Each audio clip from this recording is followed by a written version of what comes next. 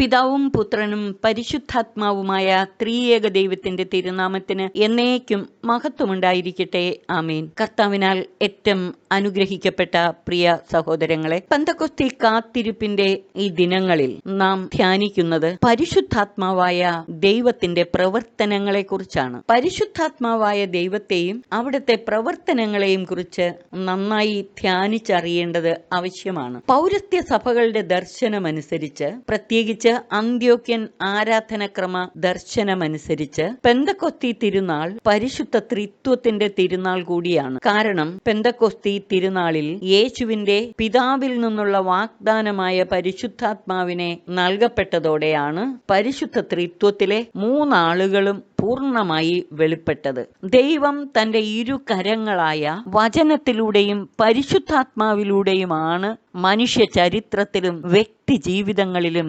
ഇടപെട്ട് പ്രവർത്തിക്കുന്നത്. മനുഷ്യരോടൊത്തുള്ള ദൈവത്തിന്റെ വാസവും മനുഷ്യ ചരിത്രത്തിലുള്ള ദൈവത്തിന്റെ കർമ്മനിരതമായ സാന്നിധ്യവുമാണ് ത്രിത്വരഹസ്യം. പരിശുദ്ധ ത്രിത്വത്തിലെ മൂന്നാമത്തെ ആളായ പരിശുദ്ധാത്മാവ് ഒരേ സമയം വ്യക്തിയും ദൈവത്തിന്റെ ചൈതന്യവും ശക്തിയുമാണ്. നമ്മോട് ചേർന്ന് നിൽക്കുകയും കൂടെ നടന്ന് നമ്മെ സഹായിക്കുകയും പരിപാലിച്ച് നയിക്കുകയും ചെയ്യുന്ന സഹായകനാണ് പരിശുദ്ധ റൂഹാ തമ്പുരാൻ. ദൈവം നമ്മോട് ബന്ധപ്പെടുന്നതും നമുക്ക് ദൈവത്തോട് ബന്ധപ്പെടാൻ സാധിക്കുന്നതും പരിശുദ്ധാത്മാവിലൂടെയാണ്. പരിശുദ്ധാത്മാവിൽ പിതാവും പുത്രനും സ്ഥിതി ചെയ്യുന്നു. ദൈവം നമ്മിൽ വസിക്കുന്നത് പരിശുദ്ധാത്മാവിലൂടെയാണ്. നാം ദൈവത്തിൽ ആയിരിക്കുന്നതും പുത്രൻ തമ്പുരാനോട് ചേർന്ന് നിൽക്കുന്നതും പരിശുദ്ധാത്മാവിന്റെ സഹായത്താലാണ്. അതേസമയം പുത്രൻ തമ്പുരാനാണ് പിതാവിൽ നിന്ന് സഹായകനായ പരിശുദ്ധാത്മാവിനെ നമുക്ക് അയച്ചു തരുന്നത്. പ്രപഞ്ച സൃഷ്ടിയുടെ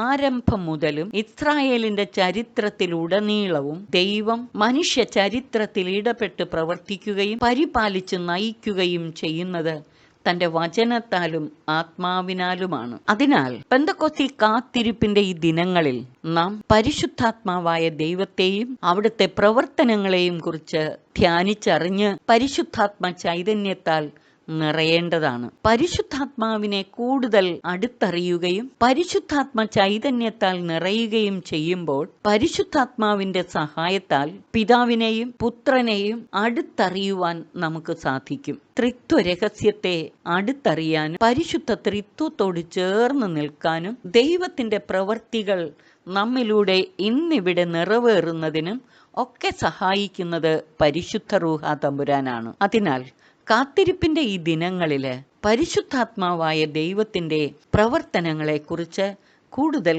ധ്യാനപൂർവം ചിന്തിക്കാം. ഉത്ഥാനം ചെയ്ത കർത്താവിന്റെ വാഗ്ദാന പൂർത്തീകരണം എന്നതിലുപരിയായി സഭയിലും ലോകം മുഴുവനിലും പരിശുദ്ധാത്മാവിന്റെ നിത്യനവമായ അനുഭവം പ്രദാനം ചെയ്യുന്ന ഒരു പുതുയുഗ പിറവിയാണ് പെന്തക്കോസ്തി സംഭവം. പെന്തക്കോസ്തി സംഭവം ഉത്ഥാന പ്രതീക്ഷയുടെ പൂർത്തീകരണമാണ്. സഭയിലും ലോകത്തിലുമുള്ള പരിശുദ്ധാത്മാവിന്റെ നിത്യനവമായ അനുഭവം പ്രദാനം ചെയ്യുന്ന ഒരു പുതുയുഗ പിറവിയാണ്. ക്രിസ്തു സംഭവത്തിന്റെ പൂർത്തീകരണവുമാണ് പെന്തക്കോസ്തി സംഭവം. ക്രിസ്തീയ സഭാവത്സരം എന്ന പുസ്തകത്തിൽ ധന്യൻ മാറിവാനിയോസ് പിതാവ് പറയുന്നത് യേശുക്രിസ്തുവിന്റെ ജന്മദിവസം എൽഡായാണ്. എന്നാൽ അവിടുത്തെ പ്രകൃത്യാതീത ശരീരമാകുന്ന സഭയുടെ ജന്മദിനം പെന്തക്കോസ്തി ദിനമാണ്. ആദത്തിന്റെ പാർശ്വത്തിൽ നിന്ന് ഹൗവ എന്ന പോലെ രണ്ടാം ആദമായ ക്രിസ്തുവിന്റെ കുന്തത്താൽ കുത്തി തുറക്കപ്പെട്ട വിലാപ്പുറത്ത് നിന്ന് പെന്തക്കോസ്തി ദിനത്തിൽ രണ്ടാം ഹൗവയായ സഭയ്ക്ക് ജന്മം നൽകി. മനുഷ്യാവതാരം ചെയ്ത വചനമായ പുത്രൻ തമ്പുരാന്റെ പരസ്യ ജീവിതത്തിലുടനീളം സന്തത സഹചാരിയായി വർത്തിച്ച പരിശുദ്ധ റൂഹാ തമ്പുരാൻ യേശു തമ്പുരാന്റെ മരണോത്ഥാനത്തോടെ അവിടുത്തെ ശരീരമായ സഭയിൽ അതിശക്തമായി ഇടപെടുന്നു. സഭയുടെ കാലഘട്ടം പരിശുദ്ധാത്മാവിന്റെ കാലഘട്ടമാണ്. ശക്തമായ ദൈവാത്മ ആവാസത്തിന്റെ കാലഘട്ടം. ക്രിസ്തു സംഭവത്തിന്റെ പൂർത്തീകരണമായ പെന്തക്കോസ്തി സംഭവത്തോടെ ക്രിസ്തുവിന്റെ ശരീരമായ സഭയിൽ ക്രിസ്തു ശിഷ്യരിലൂടെ യേശു ചെയ്ത പ്രവൃത്തികളും അതിനേക്കാൾ വലിയ പ്രവൃത്തികളും നിറവേറുമെന്ന് യേശു തമ്പുരാൻ തന്റെ കടന്നു പോകലിനു മുമ്പ് ശിഷ്യഗണത്തോട് ആണയിട്ടുറപ്പിച്ചു പറഞ്ഞതാണ്. സത്യം സത്യമായി ഞാൻ നിങ്ങളോട് പറയുന്നു, എന്നിൽ വിശ്വസിക്കുന്നവനും ഞാൻ ചെയ്യുന്ന പ്രവൃത്തികൾ ചെയ്യും. ഞാൻ പിതാവിൻ്റെ അടുത്തേക്ക് പോകുന്നത് കൊണ്ട് ഇവയേക്കാൾ വലിയവയും അവൻ ചെയ്യും. യോഹന്നാൻ 14:12-14 വരെയുള്ള വാക്യങ്ങൾ. പരിശുദ്ധാത്മാവിൻ്റെ വിവിധങ്ങളായ പ്രവർത്തനത്തെക്കുറിച്ച് ഈ കാത്തിരിപ്പിന്റെ ദിനങ്ങളിലും പെന്തക്കോസ്തി കാലത്തിലും നാം നിരന്തരം ധ്യാന വിഷയമാക്കേണ്ടതാണ്. പരിശുദ്ധാത്മാവിന്റെ പ്രധാന പ്രവർത്തനം രൂപരഹിതമായവയെ രൂപപ്പെടുത്തി ശൂന്യതയെ നിറച്ച് അന്ധകാരത്തിനു മീതെ ചലിക്കുന്ന പരിശുദ്ധ റൂഹ. രൂപരഹിതവും ശൂന്യവുമായ ഭൂമിയിൽ വെള്ളത്തിനു മീതെ ചലിച്ചുകൊണ്ടിരുന്ന ദൈവാത്മ ചൈതന്യം. ഉൽപ്പത്തി 1:2. ദൈവത്തിന്റെ കർമ്മവേദിയായ പ്രപഞ്ചത്തിൽ കർമ്മനിരതനായിരിക്കുന്ന പരിശുദ്ധ റൂഹ തമ്പുരാനെയാണ് ഇത് സൂചിപ്പിക്കുന്നത്. തിന്മയുടെ ശക്തികൾക്കെല്ലാം അതീതനാണ് ദൈവം. തിന്മയുടെ മേൽ ആധിപത്യം സ്ഥാപിച്ചുകൊണ്ടുള്ള ദൈവാത്മാവിന്റെ ചലനാത്മകമായ സാന്നിധ്യം രൂപരഹിതമായ ഭൂമിക്ക് രൂപം നൽകി. ഇതുപോലെ ദൈവാത്മാവിനാൽ നമ്മിലെ രൂപരഹിതമായ അവസ്ഥകളെ രൂപപ്പെടുത്തുകയും ശൂന്യതയെ നിറയ്ക്കുകയും ചെയ്ത് വചനത്തിലൂടെയുള്ള ദൈവത്തിന്റെ പ്രവൃത്തികൾ നമ്മളിൽ ആരംഭിക്കണം. നമ്മെ വിശുദ്ധീകരിക്കുകയും പരിപാലിച്ച് നയിക്കുകയും ശക്തിപ്പെടുത്തുകയും ചെയ്തുകൊണ്ട് ദൈവത്തിന്റെ പ്രവൃത്തികൾ നമ്മിൽ പൂർത്തിയാക്കുന്നതും പരിശുദ്ധാത്മാവാണ്. തിന്മയുടെ ശക്തികൾക്കെല്ലാം അതീതമായി ചലിക്കുന്നവനാണ് പരിശുദ്ധ റൂഹ തമ്പുരാൻ. പ്രപഞ്ച സൃഷ്ടിയുടെ ആരംഭത്തിൽ മന്ദമാരുതനെ പോലെ ചലിച്ചുകൊണ്ടിരുന്ന കർമ്മനിരതനായ പരിശുദ്ധ റൂഹ പൂർവ്വ പിതാക്കന്മാരിലൂടെയും മോശയിലൂടെയും ജോഷുവയിലൂടെയും ന്യായാധിപന്മാരിലൂടെയും പ്രവാചകന്മാരിലൂടെയും എല്ലാം രക്ഷാ ചരിത്രത്തിൽ ഇടപെട്ട് പ്രവർത്തിച്ചു. പാഴ്നിലങ്ങളെപ്പോലും സമൃദ്ധമായ വിളവ് നൽകാൻ പ്രാപ്തമാക്കുന്നവനാണ് പരിശുദ്ധാത്മാവ്. ദൈവാത്മാവിന്റെ ഈ പ്രവൃത്തി രക്ഷാകര ചരിത്രത്തിലുടനീളം നമുക്ക് കാണാൻ സാധിക്കും. ഉദാഹരണമായി, വൃദ്ധനായ അബ്രഹാമിനെ വന്ധ്യയും വൃദ്ധയുമായ സാറായിലൂടെ വലിയൊരു ജനതയുടെ പിതാവാക്കി. വിക്കനായ മോശയിലൂടെ ഒരു വടിയും കൊടുത്തുവിട്ട് സുശക്തമായ സൈന്യ ബലമുള്ള ഫറവോയിൽ നിന്ന് തന്റെ ജനത്തെ മോചിപ്പിച്ച് കാനാൻ ദേശത്തേക്ക് നയിച്ചു. ഈ ദൈവാത്മാവ് ബലഹീനരായ ന്യായാധിപന്മാരിൽ ആവസിച്ച് അവരെ യുദ്ധവീരന്മാരാക്കി. ന്യായാധിപന്മാർ 6:34, 14:6 മുതലായവ. ബലഹീനരായ വ്യക്തികളിൽ ഈ ദൈവാത്മശക്തി ആവസിച്ച് അവരെ കർത്താവിന്റെ പ്രവാചകരും പ്രബോധകരുമാക്കി. പരിശുദ്ധാത്മാവിനെയും അവിടുത്തെ വിവിധ പ്രവർത്തനങ്ങളെയും കുറിച്ച് കൂടുതൽ വെളിപ്പെടുത്തുന്നത് പുതിയ നിയമത്തിലാണ്. യേശു തമ്പുരാന്റെ മനുഷ്യാവതാരത്തോടെ പരിശുദ്ധാത്മാവിന്റെ നവയുഗം ആരംഭിച്ചു. യേശുവിന്റെ മാമോദീസായുടെ സമയത്ത് സ്വർഗം കീറി പരിശുദ്ധാത്മാവ് പ്രാവിന്റെ രൂപത്തിൽ ഇറങ്ങി വന്നു. പ്രപഞ്ച സൃഷ്ടിയുടെ ആരംഭത്തിൽ ചെറിയ മന്ദമാരുതനായി ചലിച്ചുകൊണ്ടിരുന്ന കർമ്മനിരതനായ പരിശുദ്ധ റൂഹ തമ്പുരാൻ അവിടുത്തെ പീഡാസഹനവും കുരിശുമരണവും ഉത്ഥാനവും വഴി സ്ഥാപിതമായ സഭയിൽ കൊടുങ്കാറ്റായി ആഞ്ഞുവീശി. സഭയുടെ കൂദാശകളിലൂടെ, പ്രത്യേകിച്ച് പരിശുദ്ധ കുർബാനയിലൂടെ ഇന്നും നിത്യനവമായ പെന്തക്കോസ്തി അനുഭവം നമുക്ക് പ്രദാനം ചെയ്തുകൊണ്ടേയിരിക്കുന്നു. നമ്മിൽ ദൈവത്തിന്റെ പ്രവൃത്തികൾ ആരംഭിക്കുകയും പൂർത്തിയാക്കുകയും ചെയ്യുന്ന പരിശുദ്ധാത്മാവിന്റെ പ്രവർത്തനങ്ങൾക്കായി നമ്മളെ അവിടുത്തെ കരങ്ങളിൽ സമർപ്പിക്കാം. നമ്മെ വിശുദ്ധീകരിക്കുകയും ദൈവ ചൈതന്യത്താൽ നിറച്ച് ദൈവ തൃക്കരങ്ങളിലെ ഉപകരണങ്ങളാക്കി മാറ്റുകയും ചെയ്യുന്ന പരിശുദ്ധ റൂഹ തമ്പുരാന്റെ പ്രവർത്തനങ്ങൾ നമ്മിൽ സജീവമാകുന്നതിന് നമ്മെ തന്നെ പരിപൂർണമായി ദൈവാത്മാവിന്റെ കരങ്ങളിൽ സമർപ്പിക്കാം. പരിശുദ്ധാത്മാവിന്റെ വിവിധ പ്രവർത്തനങ്ങളെക്കുറിച്ച് നാം നിരന്തരം ധ്യാനിക്കുമ്പോൾ ദൈവാത്മാവിന്റെ പ്രവൃത്തികൾ നമ്മുടെ ഇടയിലും നമ്മിലും ഇന്നിവിടെ നിറവേറും. പെന്തക്കോസ്തി സംഭവത്തിലൂടെ വെളിപ്പെടുന്ന പരിശുദ്ധാത്മാവിന്റെ നിറവും ശക്തിയും അവർണ്ണനീയമാണ്. സഭയുടെ കൂദാശകളിലൂടെ, പ്രത്യേകിച്ച് പരിശുദ്ധ കുർബാനയിലൂടെ ഇന്നും നിത്യനവമായ പെന്തക്കോസ്തി അനുഭവം നമുക്ക് പ്രദാനം ചെയ്തുകൊണ്ടിരിക്കുന്നു. പരിശുദ്ധാത്മാവിനെയും അവിടുത്തെ പ്രവർത്തനങ്ങളെയും കുറിച്ച് പറയുന്ന വചനഭാഗങ്ങൾ നിരന്തരം ധ്യാനിക്കുന്നതിനായി ഏതാനും തിരുവചന ഭാഗങ്ങൾ ഇവിടെ എടുത്തു പറയുന്നു. യെശയ്യാ പ്രവാചകന്റെ പുസ്തകം 11-ാം അധ്യായം 2-3 വാക്യങ്ങൾ, യെസക്കിയേലിന്റെ പുസ്തകം 47-ാം അധ്യായം 1 മുതൽ 12 വരെയുള്ള വാക്യങ്ങൾ, യോഹന്നാൻ ശ്ലീഹ എഴുതിയ സുവിശേഷം 7-ാം അധ്യായം 37 മുതൽ 39 വരെയുള്ള വാക്യങ്ങൾ, 14-ാം അധ്യായം 15 മുതൽ 23 വരെയുള്ള വാക്യങ്ങൾ, 16-ാം അധ്യായം 5 മുതൽ 24 വരെയുള്ള വാക്യങ്ങൾ, റോമർക്കെഴുതിയ ലേഖനം 5:5 8-ാം അധ്യായവും, എഫേസ്യർക്കെഴുതിയ ലേഖനം 1:10-14, 2:5 മുതൽ 10 വരെ, 19 മുതൽ 22 വരെ, 3-ാം അധ്യായം 14 മുതൽ 19 വരെയുള്ള വാക്യങ്ങൾ, 5-ാം അധ്യായം 14 മുതൽ 20 വരെയുള്ള വാക്യങ്ങൾ, 1 കൊറിന്ത്യോസ് 2-ാം അധ്യായം 6 മുതൽ 16 വരെയുള്ള വാക്യങ്ങളും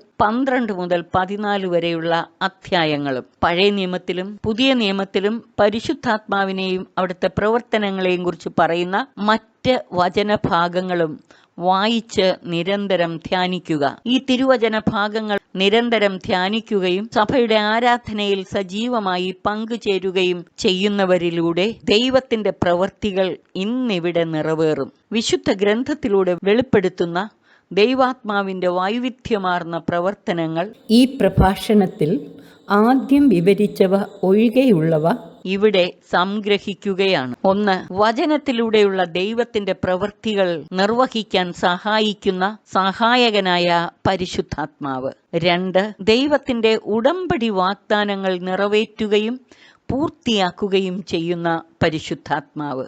3. മനുഷ്യ ഹൃദയങ്ങളെ ഉടമ്പടി സ്നേഹത്തിലും വിശ്വസ്തതയിലും ഉറപ്പിക്കുന്ന പരിശുദ്ധാത്മാവ്. 4. പാപബോധം നൽകി ദൈവനീതിയിൽ നമ്മെ പരിശീലിപ്പിക്കുന്ന പരിശുദ്ധാത്മാവ്. 5. സത്യത്തോടുള്ള തുറവി നൽകി സത്യത്തിൽ ഉറപ്പിക്കുകയും സത്യത്തിന്റെ പൂർണ്ണതയിലേക്ക് നമ്മെ നയിക്കുകയും ചെയ്യുന്ന പരിശുദ്ധാത്മാവ്. 6. വിശുദ്ധ ലിഖിതങ്ങൾ ഗ്രഹിക്കാൻ തക്ക വിധം നമ്മുടെ മനസ്സിന്റെ കണ്ണുകളെ തുറക്കുന്ന പരിശുദ്ധാത്മാവ്. 7. ദൈവത്തെ അറിയാനും ഉൾക്കണ്ണു തുറന്ന് അവിടുത്തെ ദർശിക്കാനും നമ്മെ സഹായിക്കുന്ന പരിശുദ്ധാത്മാവ്. 8. യേശുവിന്റെ പ്രബോധനങ്ങൾ ഓർമ്മിപ്പിക്കുകയും പഠിപ്പിക്കുകയും ചെയ്യുന്ന പരിശുദ്ധാത്മാവ്. 9. ആശ്വാസപ്രദനും ജീവപ്രദനുമായ പരിശുദ്ധാത്മാവ്. 10. നമ്മെ ശുദ്ധീകരിക്കുകയും രൂപാന്തരപ്പെടുത്തുകയും ചെയ്യുന്ന പരിശുദ്ധാത്മാവ്. 11. ദൈവസ്നേഹം നമ്മുടെ ഹൃദയങ്ങളിലേക്ക് ചൊരിഞ്ഞു തരുന്ന പരിശുദ്ധാത്മാവ്. 12. സമാധാനത്തിന്റെയും ആനന്ദത്തിന്റെയും പൂർണ്ണതയിലേക്ക് നമ്മെ നയിക്കുന്ന പരിശുദ്ധാത്മാവ്. 13. നമ്മെ ദൈവത്തിന്റെ വാത്സല്യം കൊണ്ട് ഉന്മത്തരാക്കുന്ന പരിശുദ്ധാത്മാവ്. 14. പ്രാർത്ഥിക്കാനും ദൈവത്തോട് ബന്ധപ്പെടാനും നമ്മെ സഹായിക്കുന്ന പരിശുദ്ധാത്മാവ്. 15.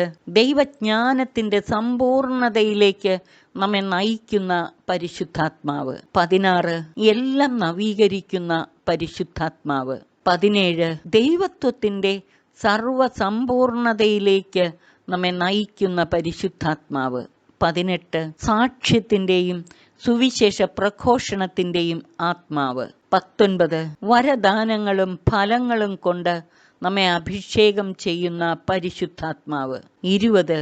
ന്യായവിധിയെക്കുറിച്ചുള്ള ബോധ്യം നൽകുന്ന പരിശുദ്ധാത്മാവ്. മുകളിൽ പറഞ്ഞ തിരുവചന ഭാഗങ്ങൾ നന്നായി വായിച്ച് പഠിക്കുകയും ധ്യാനിക്കുകയും ചെയ്യുമ്പോൾ ആ വചനഭാഗങ്ങളിൽ പറഞ്ഞിരിക്കുന്ന പരിശുദ്ധാത്മാവിന്റെ ഈ 20 പ്രവർത്തനങ്ങളെക്കുറിച്ച് നമുക്ക് നന്നായി മനസ്സിലാക്കാൻ കഴിയും. പരിശുദ്ധാത്മാവിന്റെ ഈ 20 പ്രവർത്തനങ്ങളും അതോടൊപ്പം ഈ പ്രഭാഷണത്തിൻ്റെ ആദ്യ ഭാഗത്ത് പറഞ്ഞവയും കഴിഞ്ഞ പ്രഭാഷണത്തിൽ പറഞ്ഞ പരിശുദ്ധാത്മാവിൻ്റെ 10 പ്രവർത്തനങ്ങളും കൂടെ നിരന്തരം ധ്യാനിച്ച് ദൈവാത്മ ചൈതന്യത്താൽ നിറയാൻ നാം പരിശ്രമിക്കണം. ഇവ പങ്കുവെച്ചുകൊണ്ട് അനേകരെ ആത്മനിറവിൻ്റെ അനുഭവത്തിലേക്ക് നയിക്കാനും നാം പരിശ്രമിക്കണം. ദൈവ തിരുമുൻപിൽ ധ്യാനനിരതരായി ജീവിച്ചുകൊണ്ട് പരിശുദ്ധാത്മാവിൻ്റെ അഭിഷേകം പ്രാപിക്കാനും അനേകർക്ക് ആത്മാവിൻ്റെ നൽവരങ്ങൾ പകർന്നു നൽകാനും ദൈവത്തിൻ്റെ ശക്തമായ ഇടപെടലുകളും പ്രവൃത്തികളും നമ്മുടെ ഇടയിൽ നിറവേറാനും ഇടവരട്ടെ. ആത്മാഭിഷേകത്താൽ നമ്മെ നിറയ്ക്കുന്ന പരിശുദ്ധാത്മാവിൻ്റെ ഒരു നവയുഗം സംജാതമാകാനായി നമുക്ക് പ്രാർത്ഥിച്ച് ധ്യാനിച്ച് കാത്തിരിക്കാം. ഇന്ന് നമ്മുടെ ഇടയിൽ വേണ്ടത് സഭയുടെ ആരംഭത്തിലെ പെന്തക്കൊസ്തി അനുഭവത്തിലുപരി യുഗാന്ത്യത്തിലെ ആത്മനിറവിന്റെ അനുഭവമാണ്. ഉത്ഥാന പ്രതീക്ഷയുടെ പൂർത്തീകരണമായ പരിശുദ്ധാത്മാവിനെയാണ് നമുക്ക് ആവശ്യമായിരിക്കുന്നത്. അങ്ങനെ യുഗാന്ത്യത്തിലെ ആത്മനിറവിന്റെ അനുഭവത്തിലേക്ക് ദൈവം നമ്മെ നയിക്കണം. ഈ യുഗാന്ത്യത്തിലെ ആത്മനിറവിന്റെ അനുഭവം ദൈവത്തിന്റെ ശക്തമായ പ്രവർത്തികൾ നമ്മുടെ ഇടയിൽ നിറവേറുന്നതിനും അവിടുത്തെ പുനരാഗമനത്തിന് വഴിയൊരുക്കുന്നതിനും ഇടയാകും. തമ്പുരാന്റെ പുനരാഗമനത്തിന് വഴിയൊരുക്കുന്നതിനും അങ്ങനെ മെസ്സയാനിക സമൂഹത്തിന്റെ ഒരുമിച്ച് ചേരലിനും ഇടയാകണം. നമ്മുടെ വ്യക്തി ജീവിതങ്ങളിൽ ഇവ അനുഭവിച്ചറിയുന്നതിനും സജീവമായ സാക്ഷ്യ ജീവിതത്തിലൂടെ പരിശുദ്ധാത്മാവിന്റെ പ്രവർത്തനങ്ങൾ ഇന്നിവിടെ നിറവേറുന്നതിനും യുഗാന്ത്യത്തിലെ ആത്മനിറവിലേക്കും മെസ്സയാനിക സമൂഹത്തിന്റെ ഒരുമിച്ച് ചേരലിലേക്കും യുഗാന്ത്യ പൂർത്തീകരണത്തിലേക്കും നയിക്കുന്ന, എല്ലാം നവീകരിക്കുന്ന പരിശുദ്ധാത്മാവിന്റെ ശക്തമായ ഇടപെടലിനു വേണ്ടി നമുക്ക് പ്രാർത്ഥിക്കാം, ധ്യാനിച്ച് കാത്തിരിക്കാം. ദൈവം നമ്മെ അനുഗ്രഹിച്ച് ആശീർവദിക്കട്ടെ. പിതാവിനും പുത്രനും പരിശുദ്ധാത്മാവിനും സ്തുതി, ആദിമുതൽ എന്നേക്കും. ആമേൻ.